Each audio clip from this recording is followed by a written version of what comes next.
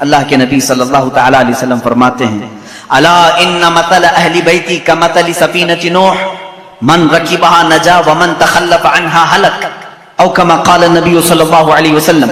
اللہ کے حبیب صلی اللہ تعالی علیہ وسلم فرماتے ہیں خبردار میرے اہل بیت، میرے گھر والے، اہل بیت سمجھتے ہیں، میرے اہل بیت نوح علیہ السلام کی کشتی کی طرح ہیں۔ نوح علیہ السلام کی کشتی آپ کو واقعہ معلوم ہوگا، پوری دنیا ڈوب گئی تھی مگر نوح علیہ السلام کی کشتی تیر رہی تھی۔ پہاڑ تک ڈوب چکے تھے، پانی میں پہاڑ تک ڈوب چکے تھے، لیکن نوح علیہ السلام کی کشتی پانی پر چل رہی تھی اور اس کشتی میں جتنے لوگ تھے وہ محفوظ تھے۔ اب میرے آقا صلی اللہ علیہ وسلم کی حدیث سنو، فرماتے ہیں رسول کریم صلی اللہ علیہ وسلم میری اہل بیت، میرے گھر والوں کی مثال نوح علیہ السلام کی کشتی کی طرح ہے، جو ان کے ساتھ ہو گیا وہ نجات پا گیا۔ جیسے جو نوح علیہ السلام کی کشتی میں بیٹھا وہ ہدایت پا گیا، صحیح طریقے سے باہر نکل گیا، اور جو اہل بیت کا دامن پکڑا وہ نکل گیا، یعنی اس دنیا میں گمراہ ہونے سے محفوظ رہا۔ اب دیکھیں اس کو کہا ہے کشتی، حضور اکرم صلی اللہ علیہ وسلم نے اہل بیت کو کیا کہا ہے؟ کشتی، اور صحابہ کو کیا کہا ہے؟ نجم، ستارے۔ ستاروں کی ضرورت اسی وقت ہوتی ہے جب کشتی سمندر میں ہوتی ہے۔ دونوں کی مماثلت دیکھیں سمندر کے سفر میں۔ اب یہاں سے ایک بات سمجھ میں آئی کہ اگر تمہیں سمندر کا سفر کرنا ہے اور تم کہتے ہو صرف تارے دیکھ کر کے میں چلوں گا، ڈوب جاؤ گے۔ تمہیں کیا چاہیے؟ کشتی چاہیے۔ تارے راستہ تو دکھا سکتے ہیں لیکن سمندر پہ چلنا تمہارے بس کی بات نہیں، کشتی پہ سوار ہونا ہوگا۔ اور اگر کوئی بندہ یہ کہے میرے پاس کشتی ہے میں کچھ بھی نہیں دیکھوں گا خود چلوں گا، وہ سمندر میں بھٹکتا پھرے گا، اسے تارے دیکھنا ہی پڑے گا۔ اس کا مطلب ہوا کہ بغیر صحابہ کے بھی دین نہیں چلے گا، بغیر اہل بیت کے بھی دین نہیں چلے گا۔ تم اگر اہل بیت کی محبت کے دعوے دار ہو تو صحابہ کو بھی ماننا ہوگا، اور اگر صحابہ کی محبت کے قائل ہو تو اہل بیت کا دامن بھی نہیں چھوڑنا ہوگا۔ اسی لیے اعلیٰ حضرت نے فرمایا، یہ دونوں لفظ یاد ہو گئے، کشتی کو ناؤ کہتے ہیں، کشتی کو ناؤ، اور صحابہ کو حضور نے نجم کہا ہے۔ اعلیٰ حضرت فرماتے اہل سنت کا ہے بیڑا پار، اصحاب حضور نجم ہے اور ناؤ ہے اطرت رسول اللہ کی۔ یہ صرف ہم ہیں کہ ہمارے پاس صحابہ کی جماعت بھی ہے اور اہل بیت کی جماعت بھی ہے۔ ہم شیعہ رافضی بھی نہیں اور گستاخ صحابہ بھی نہیں، ہم اہل بیت کے دشمن خارجی بھی نہیں اور صحابہ کے دشمن شیعہ رافضی بھی نہیں۔ الحمدللہ ہم جہاں صدیق اکبر کی امامت کو تسلیم کرتے ہیں وہیں حیدر کرار کی ولایت کو بھی تسلیم کرتے ہیں۔ ہم جہاں سیدہ کائنات فاطمہ الزہرا رضی اللہ تعالیٰ عنہا کو سلام اللہ علیہا کہتے ہیں، انہیں جنتی عورتوں کی سردار مانتے ہیں، وہیں ام المومنین عائشہ صدیقہ کا بھی احترام کرتے ہیں۔ یہ اہل سنت و جماعت ہے جو درمیانی راستے میں ہے۔ میرے عزیزو ذرا ادھر ادھر ہو جاؤ گے تو قدم ڈگمگا جائیں گے۔ کبھی ایسا ہوگا کہ کشتی میں بیٹھے تو ہو لیکن تمہیں تارے نہیں دیکھنے ہیں، نہیں ہم کو صحابہ کی ضرورت نہیں، بھٹکتے رہو گے بھٹکتے رہو گے، کہاں جا رہے ہیں پتہ ہی نہیں چلتا۔ ایسے ہیں آج شیعہ بھی ہیں بیچارے بھٹکے ہوئے، انہیں پتہ ہی نہیں ہے مغرب میں جانا ہے کہ مشرق میں جانا ہے۔ صحابہ کی اگر ہدایت ساتھ ہو تو کشتی پر بیٹھا ہوا آدمی منزل مقصود تک پہنچتا۔ حدیث پاک ہے اللہ اللہ فی اصحابی، حضور اکرم صلی اللہ علیہ وسلم نے فرمایا اللہ سے ڈرو، اللہ سے ڈرو میرے صحابہ کے بارے میں، میرے بعد میرے کسی صحابی کو گالی مت دینا۔ میرے آقا صلی اللہ علیہ وسلم فرماتے ہیں جس نے میرے کسی صحابی کو گالی دی اس نے مجھے گالی دی۔ اللہ کے نبی صلی اللہ تعالی علیہ وسلم کی شان میں کوئی گالی دینا پسند کرے گا؟ خود حضور اکرم صلی اللہ علیہ وسلم نے فرمایا میرے دوستوں میں میرے صحابہ میں جس کو بھی تم نے گالی دی گویا کہ اس نے مجھے گالی دی۔ آج لوگ اس طرح کی باتوں کو ہلکا سمجھ رہے ہیں، بہرحال اس پر میں بعد میں آتا ہوں۔ صحابہ کے مسلک کو لے کر کے آج بہت ساری باتیں ایسی ہیں میرے عزیزو، سنیو آج تمہیں اپنے ایمان کو مضبوط رکھ کر کے چلنا ہے۔ اب معاشرے میں جیسے وہابیت کے جراثیم پھیلے تھے پہلے ایک زمانہ ہو گیا، 100 سال گزرنے کو آ گئے، لیکن جہاں سعودی ڈھیلا پڑا وہابی بھی ڈھیلے پڑنے لگ گئے، کیونکہ یہ سارا ریال کا کرشمہ تھا اور سب پورے سعودی ریال اور ڈالر سے چلتے تھے، ریال کی ویلیو کم ہو گئی۔ اب وہ آ بھی نہیں رہے، بٹ بھی نہیں رہے، جس کی وجہ سے فتنہ کم ہو گیا۔ لیکن اس کے بعد جو فتنہ جنم لے رہا ہے وہ ایرانیوں کا فتنہ ہے، رافضیوں کا فتنہ ہے، شیعوں کا فتنہ ہے۔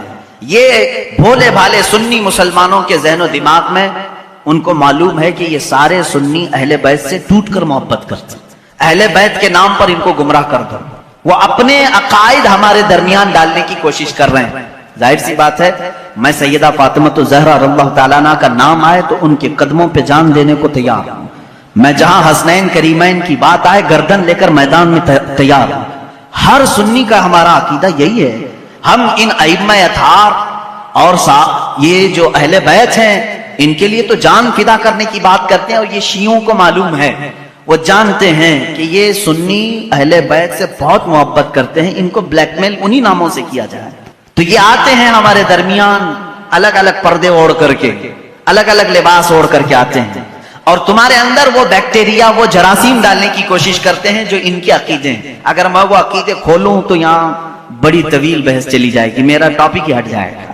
بعد میں بات یہ ہو جائے گی کہ پوری تقریر اسی پر ہونا پڑے کہ ان کے عقائد آج جامع ازہر میں ہم نے پڑھا بھی ہے۔ یہ لوگ حضرت علی کرم اللہ وجہہ الکریم کو انبیاء اکرام سے افضل کہتے ہیں۔ ہم بھی حضرت علی کی محبت اور ان کی تعظیم کو اپنا ایمان کا حصہ سمجھتے ہیں، لیکن رسول پاک صلی اللہ علیہ وسلم اور انبیاء سے بڑھ کر کے نہیں، نبی سے بڑھ کر کے کوئی غیر نبی نہیں ہو سکتا۔ اور یہ مولا علی کرم اللہ وجہہ الکریم کے متعلق بعض شیعہ تو یہاں تک کہتے ہیں، معاذ اللہ، اب بھی موجود ہے انٹرنیٹ پر ایسے ویڈیو کلپس بھی موجود ہیں، کچھ شیعہ یہ تک کہہ جاتے ہیں اللہ فاطمہ زہرا کے گھر کو اپنی داڑھی سے جھاڑو لگاتا ہے، معاذ اللہ رب العالمین، نعوذ باللہ من ذالک۔ یہ ایسے جملے ہیں جس کو کہنے سے بھی دل کتراتا ہے۔ اہل بیت کی محبت سر آنکھوں پر، لیکن ان کو خدا کے درجے تک پہنچانا یہ شرک ہے۔ یہی تو عیسائیوں نے کیا۔ عیسائی پہلے سے صحیح مومن تھے، لیکن چلتے چلتے بعد میں انہوں نے عیسیٰ علیہ السلام کو خدا کا بیٹا کہنا شروع کر دیا، حضرت مریم کو خدا کی بیوی کہنا شروع کر دیا۔ اسی طرح شیعہ بگڑ گئے۔ سارے شیعوں کی بات نہیں کر رہا، اس میں کچھ فرقے ہیں جو غلات غالی شیعہ ہیں، اللہ ان کی نحوستوں سے محفوظ رکھے۔ اسی لیے میرے عزیزو، اہل سنت و جماعت کا دامن کبھی ترک نہ کرنا، کبھی نہ چھوڑنا۔ یہ ایسا درمیانی راستہ ہے جس مسلک میں آج ہمیں صحابہ کی تعظیم بھی سکھائی جاتی ہے اور اہل بیت اطہار کی تعظیم بھی سکھائی جاتی ہے۔ یہاں ایک بال برابر بھی ہمیں ادھر سے ادھر ہونے نہیں دیا جائے گا، ایک بات سمجھ کر کے چلے۔ اور جب ایسے موضوعات چھڑ جائیں کہیں مجلسوں میں، یہ بات بھی سمجھ کے چلو، صحابہ کو ایک طرف لے کر کے، اہل بیت کو ایک طرف لے کر کے، آج انٹرنیٹ پر کچھ ایسے مناظرے کرنے والے ہیں، فیس بک کے مناظر بہت سے ہیں، سوشل میڈیا کے بڑے بڑے مناظر ہیں، نکڑ پر بیٹھ کر کے اور گٹر پہ بیٹھ کر کے مناظرے کرتے رہتے ہیں۔ کس بات پر؟ کہ صدیق اکبر افضل ہیں، کہ مولا علی افضل ہیں، فاطمہ زہرا خطا پر تھی، کہ حضرت ابو بکر خطا پر تھے۔ معاذ اللہ، تم ہوتے کون ہو ان باتوں کو چھیڑنے والے؟ 14 صدیاں گزر گئیں، نہ تم ان کے زمانے میں ہو، نہ تمہارے باپ داداؤں نے انہیں دیکھا ہے، اور آج بیٹھ کر کے تمہارا ایمان کتنا ہے، تمہارا عمل کتنا ہے، تمہارا علم کتنا ہے، اتنی مقدس ہستیوں پر تم آج انٹرنیٹ پر بیٹھ کر کے مناظرے۔ یزید نے اپنے خلفاء کو، اپنے گورنروں کو، اپنے عمرہ کو ہر جگہ پھیلا رکھا تھا، لیکن کوفہ ایک شہر ایسا تھا۔ کوفہ کی تھوڑی سی تاریخ میں آپ کو بتا دوں، کوفہ یہ 16 ہجری میں حضرت عمر فاروق رضی اللہ تعالیٰ عنہ کی خلافت کے زمانے میں بسایا گیا۔ شروع سے ہی یہاں پر حضرت علی کے چاہنے والوں کی کثرت تھی۔ مولا علی شیر خدا رضی اللہ تعالیٰ عنہ سے محبت کرنے والے بہت زیادہ تھے، اسی لیے حضرت علی نے بھی خلافت کو مدینے سے اٹھا کر کے کوفہ پہنچایا، اور حضرت علی کے زمانے میں دارالخلافہ، خلافت ہاؤس کوفہ میں ہی رہا۔ آپ کے انتقال کے بعد امام حسن رضی اللہ تعالیٰ عنہ بھی کافی دن کوفہ میں رہے، اور پھر آپ کو کوفہ والوں نے ہی زہر دے کر کے قتل کیا۔ حسن مجتبی رضی اللہ تعالیٰ عنہ، امام حسین کے بڑے بھائی، زہر دے کر کے ان کا قتل کیا گیا۔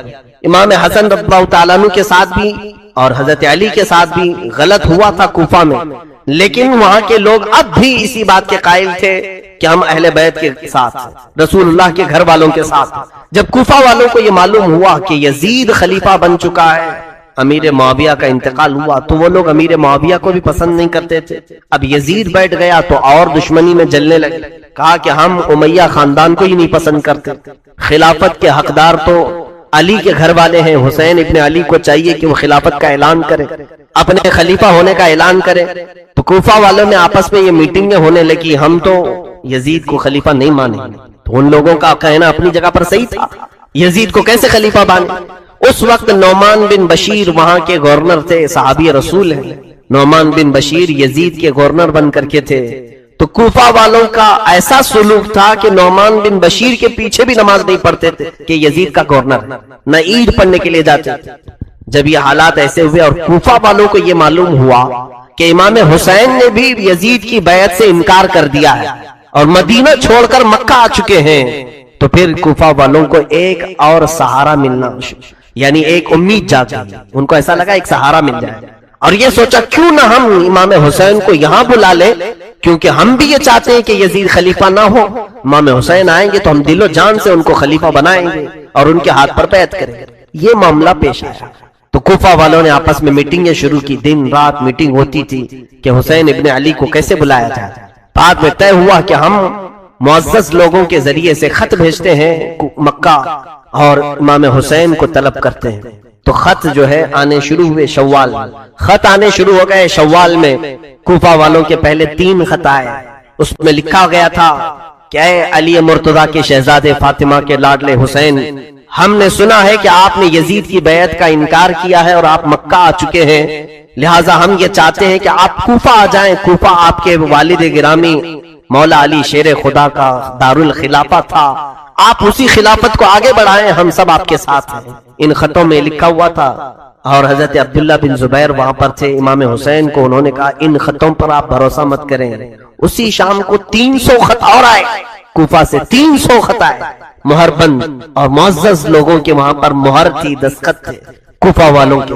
جب امام حسین کے پاس خطوں کا سلسلہ جاری ہوا، 300 کے بعد روایتیں ہیں 1000 کی تعداد میں خط آنے شروع ہوئے۔ پورے کوفہ والوں کی ایک ہی بات تھی کہ حسین ہمارے پاس آ جائے، امام حسین ہمارے پاس آ جائے۔ حضرت امام حسین کو بلانے کی اور ان کو دعوت دینے کی یہ مہم بہت زور پکڑ لی، طول پکڑ لی۔ اس کے بعد امام حسین نے اپنے گھر والوں سے مشورہ کیا، کیا ہم مکہ میں ہی پوری زندگی کاٹ دیں یا پھر کوفہ جائیں؟ کوفہ جا کر کے ہم دیکھتے ہیں۔ تو سارے لوگوں نے کہا کہ کوفہ نہ جائیں۔ وہ لوگوں نے حضرت علی کے ساتھ بھی اچھا معاملہ نہیں کیا، امام حسن کے ساتھ بھی اچھا معاملہ نہیں کیا۔ امام حسین پھر خاموش ہوئے۔ اب یہاں پر ذی القعدہ کا مہینہ شروع ہو چکا تھا، پھر خطوط اتنے آئے کہ کوفہ والوں نے ایسا خط لکھا، دیکھیں اب امام حسین کو جانا ضروری ہو گیا تھا۔ کیوں؟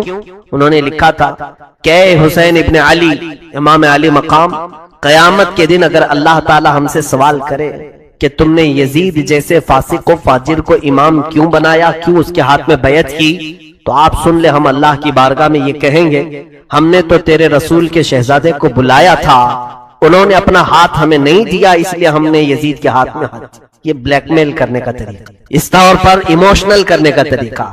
تو انہوں نے جب یہ کہا تو یہ حجت ہو گئی امام حسین پر۔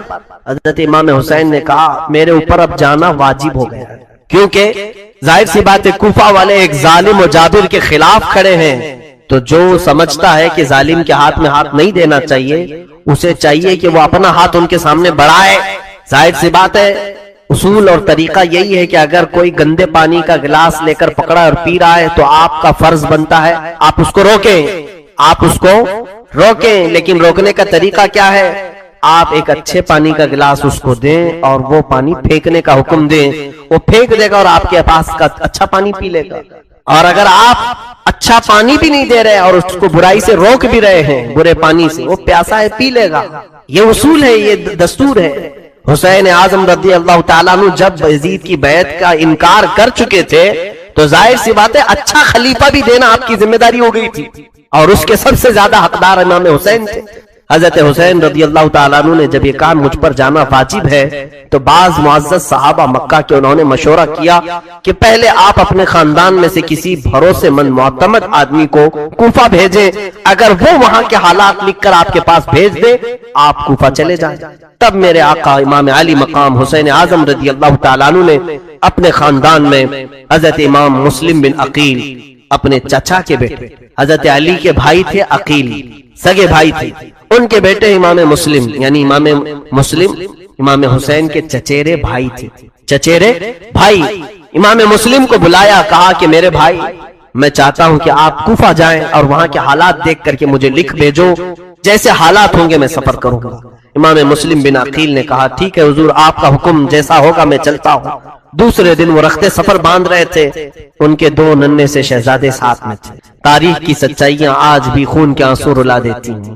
محمد اور ابراہیم 2 ننھے شہزادے باپ سے بہت زیادہ لگاؤ رکھتے تھے۔ امام مسلم ان کے 2 بیٹے محمد اور ابراہیم، جن کی عمروں میں اختلاف ہے، بعض نے لکھا ہے 8 اور 9 سال کی عمر کے تھے، وہ باپ کو چھوڑ کر رہتے نہیں تھے۔ تو امام مسلم نے کہا امام عالی مقام سے کہ یہ ماں کو میرے بغیر ستائیں گے، پریشان کریں گے، سفر میں میں نے اپنے ساتھ اجازت دی گئی، دونوں شہزادوں کو لے کر نکل پڑے۔ امام مسلم بن عقیل سفر کر کے جب کوفہ کی طرف آئے، کوفہ جیسے ہی آپ داخل ہوئے، کوفہ والے آپ کے استقبال کے لیے پورے راستے سجا چکے تھے، نعروں کی گونج میں آپ کو لایا گیا، جگہ جگہ آپ کے استقبال، ہر گھر میں دعوت، اور ہر گھر والا آپ کے لیے پلکیں بچھائے کھڑا تھا۔ امام مسلم بن عقیل جب کوفہ میں داخل ہوئے، لوگوں کی یہ جوش عقیدت، یہ محبت دیکھا آپ نے، اور اس کے بعد سارے لوگوں کو بلا کر کے کہا میں حسین ابن علی کا وکیل بن کر کے آیا ہوں، لہذا تم امام حسین کی بیعت چاہتے ہو، میرے ہاتھ پر بیعت کر لو، میں حسین ابن علی کی بیعت تم سے لینے آیا، وکیل بن کر ان کی بیعت لینے آیا ہوں۔ تو اس وقت کوفی لوگوں میں سے 12,000 لوگوں نے آپ کے ہاتھ پر بیعت کی، 12,000 لوگ بیعت کیے، یہ محبان اہل بیت کہلائے۔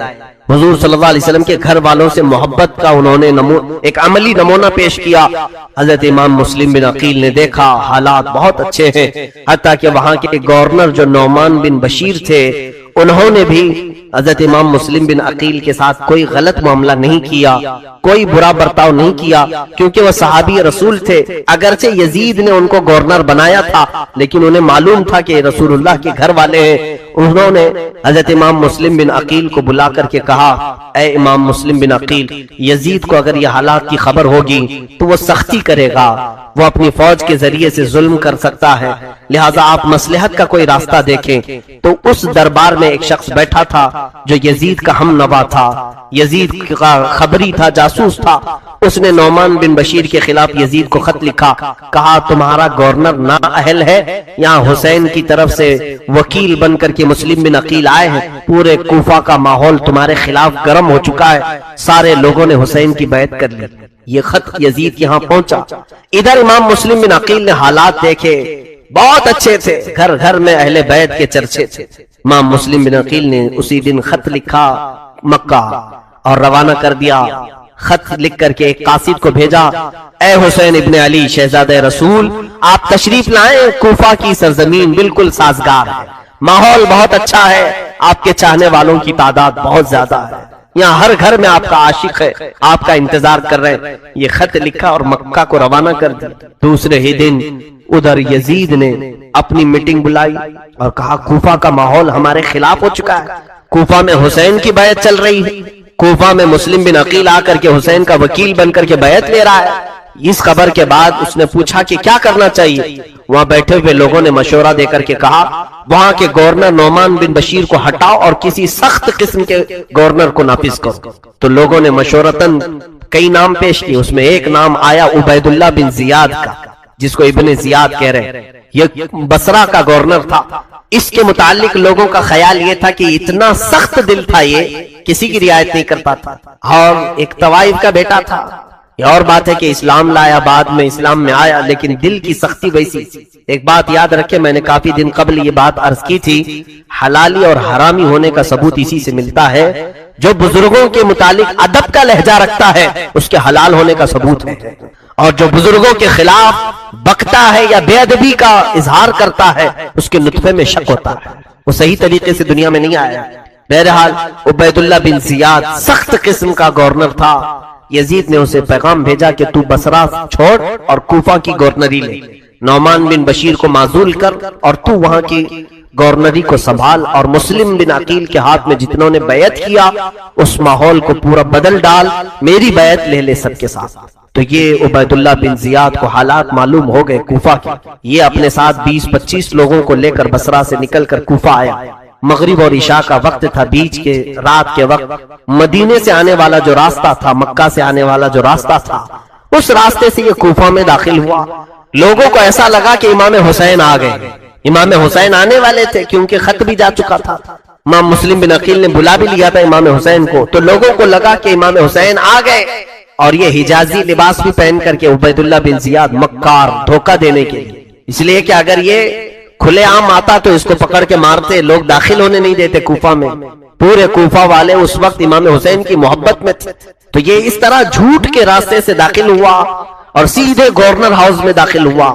اندر جا کر کے لوگوں کی بھیڑ تھی، یہ چہرے پر نقاب ڈالے ہوئے چلا جا رہا تھا، اونٹ پر بیٹھا تھا، لوگ نعرے لگا رہے تھے امام حسین ابن علی کے، لیکن یہ مردود کسی کو جواب نہیں دیتا تھا۔ بھیڑ بہت اکٹھا ہو گئی، گورنر ہاؤس میں اندر داخل ہو کر چھت پر کھڑا ہوا اور اس نے اعلان کیا، اے لوگوں، میں حسین نہیں ہوں، میں امیر عبید اللہ بن زیاد یزید کا گورنر بن کر کے آیا ہوں، اور تمہارا پرانا جو گورنر تھا نعمان بن بشیر، اسے معزول کیا جاتا ہے۔